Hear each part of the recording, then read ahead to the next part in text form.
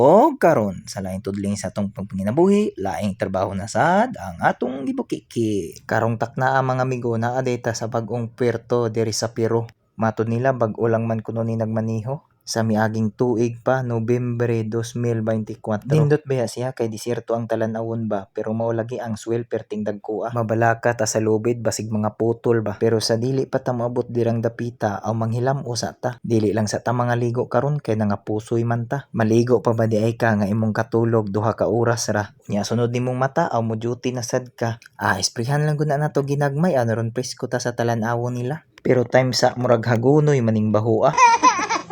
Bahala na diha basta atong buhok basa-basa di ra na mahalata. Unya pak di ara naa sa kuberta na ta. Wala tay laing entrada kunti mga pisa ta diring dapita. Duty day ta karon sa cargo operation kinahanglan man gud ni natong tan-awon nga ilahan ning giluding sa saktong posisyon kay mga dangerous cargo man gud ning gikarga nila karon. Ang ilahang posisyon sa cargo plan mao gyud natoy sundon mo nang kinahanglan gyud natong monitoron labi na sa mga sticker og sa sakto nga posisyon. Nindot pud ning pertuha kay grabe kahinay sa kargada. Mao nang partida bisag nangapit ta giduka lang gihapon ta.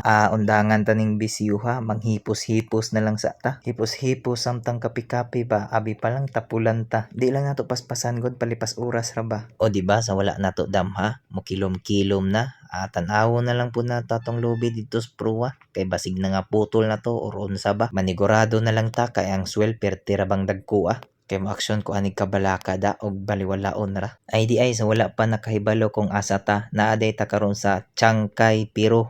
South America ang nahimutangan aning lugar. Medyo napusoy kita diring dapita kay last port nato ganina Callao, Peru. 2 ka oras ray distansya, standby na. Mao nang pakto ara ang nagdala sa kangit-ngit mipatimaw na. Presko ra sad baya basta piyungon lang imong mga mata. Kay sa sunod nimong pagbuka gabii na. Ang kilom-kilom miagi na hasta atong panihapon kalimtan ra. Tanawa ilang mga sikyanan nagkatibulaag na. Sinyalis na nga ang kargada pahuman na. Alas 8 man gud sa gabii ang plano nila nga mularga. Unya karon unsa nagong orasa? Alas 7 pasado na. So kung manihapon ta medyo apiki na. Mao nang ighuman na lang sa manyobrada. Gearbox na nila ang gibirada pero mao lagi pahuman na unta perti pong dugaya. Sa kahinay gud sa ilang birada nakahuna-huna na lang gud ko magpa-picture na lang ko ni Panda. Kuan ra gud dupa-dupa unya gunit-gunit unya mobalhin na po didto sa pikas kilid kay samtang gahulatan nila at least dili ta laayon ba.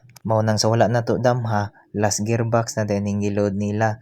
Igkahuman ani complete cargo operation na. Manglayas na ta aning pertuha San Antonio, Chile day atong sunod nga ruta. Unya standby station na kay manglarga na ta. Sa sunod na pud mga higala kay presence of mind sa ta diring dapita.